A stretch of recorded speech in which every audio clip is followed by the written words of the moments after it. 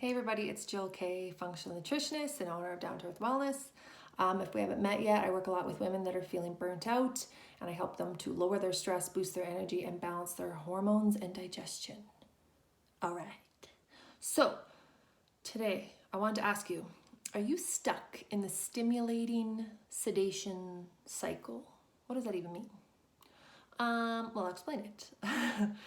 Sometimes I see a lot of people, not just clients, but just a lot of people in general, we get caught up in this cycle where we're having to stimulate ourselves and our energy in the morning to get going and keep ourselves stimulated throughout the day to get through that work day or that crazy day with the kids at home, whatever.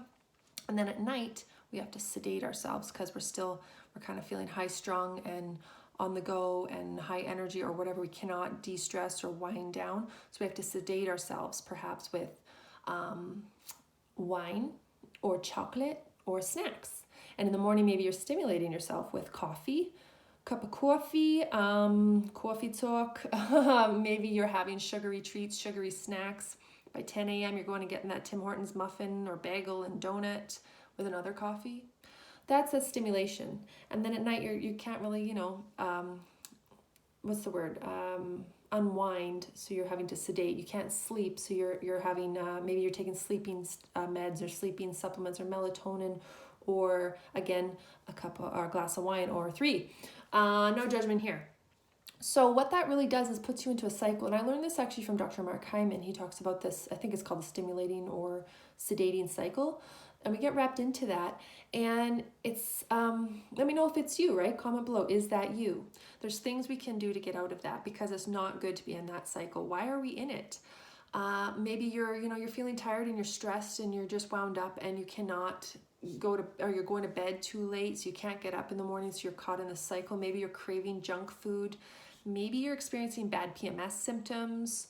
PMS symptoms really, if we're experiencing symptoms, that's not normal. I think our society just acts like, oh, it's normal. Oh, cramps, headaches, feeling awful. It's not normal. We should feel pretty good. Yes, we notice changes, but we shouldn't feel like a bag of crap. So maybe your moods are up and down. Maybe you're having anxiety. And maybe you just feel like you can't keep up. So you're doing this with the coffee and the sugar and the wine. And what this really does is it really messes with your blood sugar and your insulin and of course your body upstream as well. It affects things. But when you're drinking coffee, you're stimulating your adrenal glands, your nervous system to wake up. It's an artificial stimulation. And then your blood sugar will go up and down and it will tend to fluctuate through the day and you'll be on a roller coaster of blood sugar. So when it crashes, you feel like you need more sugar or more coffee because now it's down again. And that really messes with your insulin and your cortisol levels because your cortisol levels need to bring it back up, your blood sugar, and then your insulin needs to bring it back down. So you're calling on your insulin constantly. You're calling on your cortisol and your adrenals to manage your blood sugar when really we want your blood sugar already just balanced, which will help with cravings and energy and mental health. Side note, anxiety, mood health, so tied to blood sugar health. So also this is messing with I already mentioned your stress hormones, but your hormones in general. Hormonal issues for women, very, very connected to irregular blood sugar levels and like inflammation. And then also when you're having wine at night, that will actually throw your blood sugar out of whack at night and screw with your sleep, where your blood sugar will drop in the middle of the night, or you'll have blood sugar spikes. So your cortisol has to kick up in the middle of the night, increase your stress hormones, wake you up in the middle of the night. So really important, we watch the wine intake at night.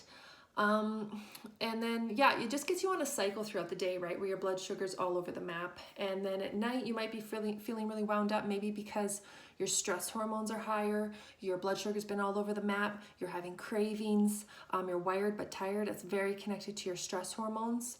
So I want to share some tips with you that are going to help you get out of this cycle. Are you ready for this? Get a pen and paper, write this down. So some tips to start off. Again, just keep in mind, the more sugar you have, the less energy you're going to have. They have a lovely inverse relationship. But the tips are to watch your sugar intake, ditch the processed white stuff. If it comes in a box with a million ingredients, we've got to ditch it. We've got to look for real whole foods, healthier alternative treats, even honey and maple syrup in moderation. So less sugar. You will notice amazing changes after a few days, even just lowering your sugar intake, the sugar in your coffee, in your drinks, the pop, you gotta ditch it. It's killing us. Go for more balanced meals. So 3 meals a day, balanced. What does that mean? I can help you with it if you want to dig deeper, but get some protein, fat, and fiber into those meals. You can Google what those macronutrients usually look like. Protein can be plant-based proteins. It can be animal-based. Just choose small portions of animal-based, organic grass-fed if possible. We do not need large portions. We need it to be high quality though. And then protein, fat, and fiber. So healthy fats, so good for your brain and balancing your blood sugar. From plant fats, you know, like olive oil, avocados, nuts and seeds, coconut oil, steering clear of the processed fats like highly processed vegetable oils, canola oil, corn oil, soybean oil. Stay away from that crap. And then fiber, of course, lots of veggies, dark fruit, whole grains, gluten-free grains if you can do that in small amounts, hemp seeds, flax seeds, chia seeds, amazing fiber. So that is going to start balancing out your meals. Make sure your meals have those. I'm not talking about muffins or bagels. That's a lot of carbohydrates, a lot of sugar, but getting in lots of veggies, alkaline forming foods to help lower that inflammation. That is going to start balancing your blood sugar, which will help with this whole cycle. A sleep routine. Even like adults need to parent themselves. So before bed, really being mindful of what you're doing a couple hours before bed. No stimulants, no coffee. Ditch the wine. If you're going to have wine, have it in moderation, maybe a couple glasses a week if you're feeling pretty good. I would really watch wine intake or alcohol intake at night. Really screws with your sleep. So couple hours before bed, either turn the computer screens off or use blue blocking glasses. These are blue blockers, but for daytime. Swanwick.com, they have really great blue blockers, which will help cut down on the blue light from computers and TVs, which messes with your sleep. Do something relaxing, calming that you enjoy, a bath, reading a book, watching a funny show, not getting stressed out at night. Have a relaxing, sedating holy basil tea, which is very, very good for helping you get into sleep. So I love Tulsi Rose holy basil tea, really, really nice. Have that at night. Have some magnesium, of course. Magnesium is the relaxation mineral of the body, and a lot of people are low in magnesium. So a couple of those would be really helpful for most people. And then go from there. Start reducing your coffee intake in the morning. Switch to decaf. Go for green tea, because that's actually going to help support your adrenals, your nervous system. If you're feeling run down and tired, lowering your coffee intake is essential because, sorry to say that, coffee really does stimulate your nervous system and tires it out more if you're kind of running on empty. And then again, dig deeper. We've really got to dig deeper, and let's look at your overall health. Let's look at what's going on at a deeper level. How are your hormones? How are your stress levels?